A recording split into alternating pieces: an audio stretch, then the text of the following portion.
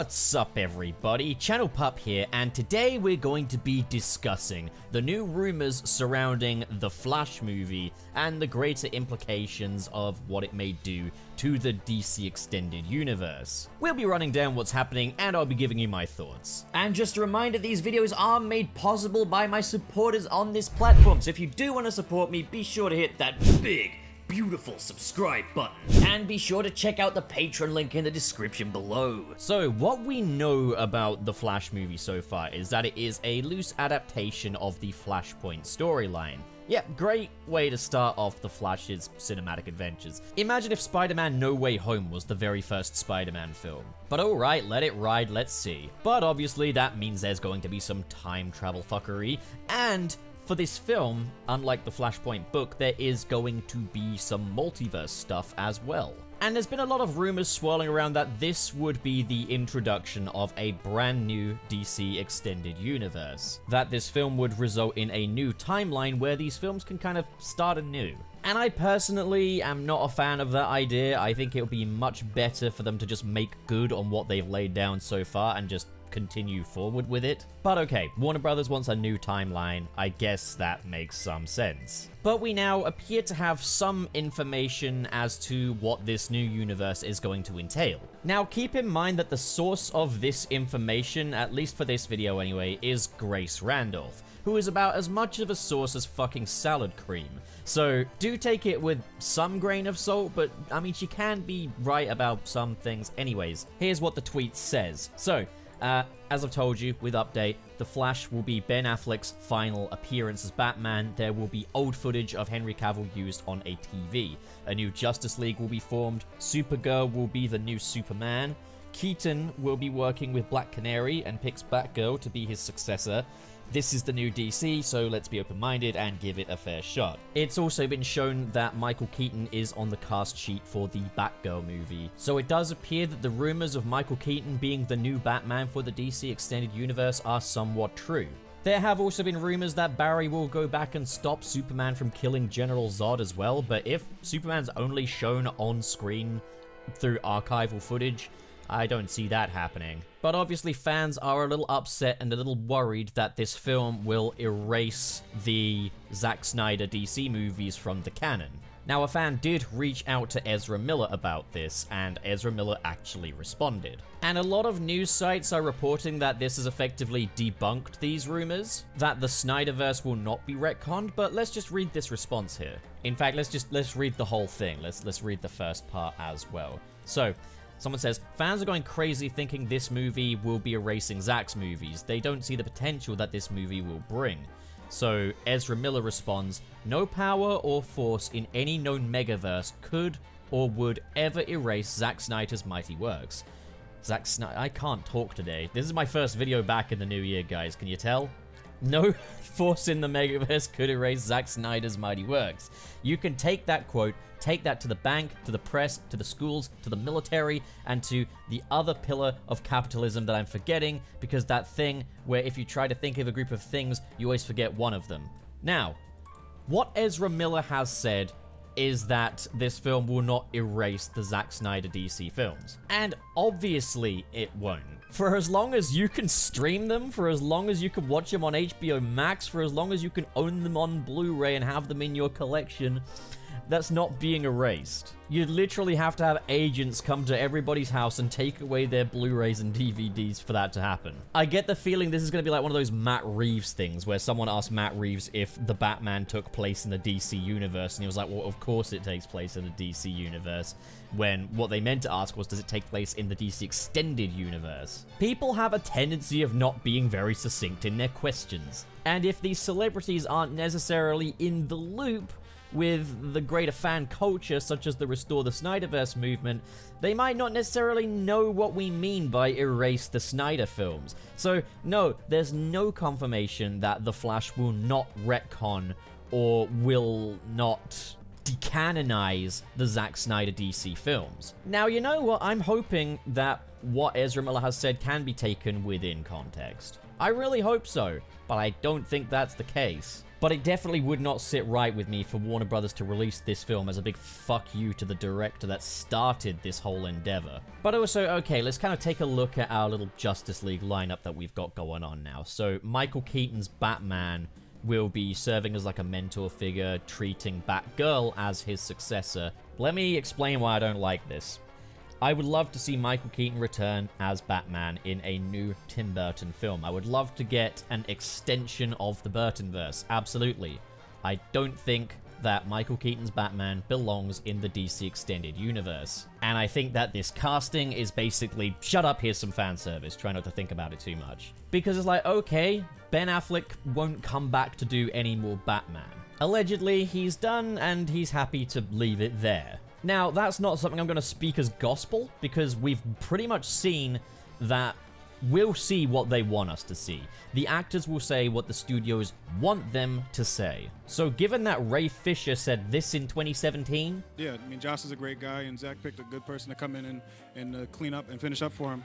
That tells me that Ben Affleck isn't exactly going to be like, oh, I really want to come back to this role. Warner Brothers really shoved me out of this. But okay, let's say you can't get Ben Affleck back. Who do you replace him with? I personally would think a younger actor or an actor of a similar age that can kind of carry that role going forward for the longevity of a cinematic universe. Someone that you've got plenty of storytelling potential with, right? But no, they've cast Michael Keaton, a 70-year-old man, as the new Batman to carry this DC multiverse forward. Now, please don't get me wrong, Michael Keaton is a fantastic actor. And I don't want to bring in the argument of he's older so he could croak it. No, like, he doesn't look like he's gonna croak it. He's pretty healthy for his age. And it's not really my place to encroach on that. He's not like an old man kind of thing. He's more just grizzled. Which would work for a take on Batman, and I personally would say a one-shot taking place in the Burtonverse, but hey, fuck me and my ideas, right? But like, what's the guarantee that this 70-year-old veteran actor is going to want to continue playing this role for the next decade going forwards? Is going to want to put on all that rubber suit and do all those different stunts? Like, Batman is a demanding role. Now, I've had some people come to me and say, it's okay, he's going to play more of a Nick Fury kind of role in these movies. And I'm like, okay, but I don't want Batman to be like Nick Fury. I want Batman to be like fucking Batman. Now, in fairness, we do have that with the Robert Pattinson Batman, but it's like, I would like that Batman to be connected to this universe, or a Batman like that Batman. Personally, I think that Batman is to stay as far away from this calamity as possible. If the DC Extended Universe had any idea what it was doing, okay, maybe, but Robert Pattinson's Batman should stay in that individual universe that has its shit together. So it does look as though the Batman is going to be more of a Nick Fury-esque figure in this universe, and Batgirl will be the one doing all of the hard work alongside the Justice League. And then with no word on Henry Cavill's Superman, it looks like Sasha Calle's Supergirl is going to be the Superman of the DC Extended Universe. Now, I'm not going to be one of those guys like, oh, it's the DCEU, it's, you know, it's woke SJW propaganda. I don't give a fuck about that. But these aren't just gender swaps, these are different characters entirely. Batgirl is not Batman, Supergirl is not Superman. These are different people, these are not just roles that can be assigned to different people. These are different people altogether. Clark Kent, Bruce Wayne. Those names hold weight in this universe, and it's sad to see that Warner Brothers doesn't appear to realize that. Listen, I want them to restore the Snyderverse. I'm one of those guys, I'm a Snyder fan. Sue me. But, ultimately I'd find this a lot easier to stomach if this universe going forward would have a Clark Kent Superman and an active Bruce Wayne Batman that does Bruce Wayne Batman things. Batgirl and Supergirl are more than welcome to be a part of that. They are more than welcome to be a part of the Justice League. They are more than welcome to lead the Justice League even, as long as you've got Clark Kent and Bruce Wayne in there. I'm aware that there have been Justice League comics with different lineups, but we don't even have a canon version of that classic Justice League lineup if this Flash movie is anything to go by. And even if it doesn't decanonize it altogether, hazard a bet it's the Whedon version that they're going with. This is fucking embarrassing, because Batman and Superman, Bruce Wayne and Clark Kent are the world's finest. And Batman's getting benched and Superman's just completely off the radar. But it's like, yeah, I might be a Snyderverse fan. I might definitely want Henry Cavill and Ben Affleck back in these roles. Definitely, I want to see them through. But at the same time, I understand if you can't do that, cast someone else in these roles. Cast someone appropriate, not just for fan service. Have actors that can carry these roles going forward and will be willing to sign on for 10-year plus contracts. Okay, maybe not 10-year plus I don't exactly know how this works. Like, just multi-movie deals, basically. Because it feels like this Flash movie is trying to establish the long-term future of the DC Extended Universe with nothing but little short-term quick fixes. This feels like a universe built on flexi-tape. And I do not get it. I do not get what Warner Brothers are doing with DC right now. I'm hoping I'll be proven wrong. I'm hoping I'll go into that Flash movie and be like, whoa, okay, I'm sold. You know, this new DC universe looks bold. But, like, I'm not sold on it so far. But still, the film isn't out yet. All this stuff could just be bullshit. It could be that we do get a new Superman and a new Batman and everything. We don't know for sure. So I'm keeping a somewhat open mind. I don't like being negative about DC. But it just feels like Warner Brothers do not realize the cultural importance of the characters that they're dealing with and are happy to just switcheroo their roles around with their successors and legacy characters before even getting their feet on the ground with the originals. It doesn't work, it doesn't make any sense, and I'm really hoping that's not what they're doing.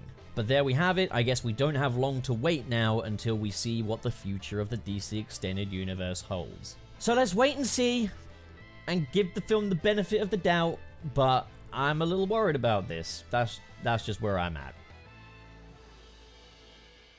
So what do you guys think? If you enjoyed this video and you want to support more like it, be sure to hit that big, beautiful subscribe button.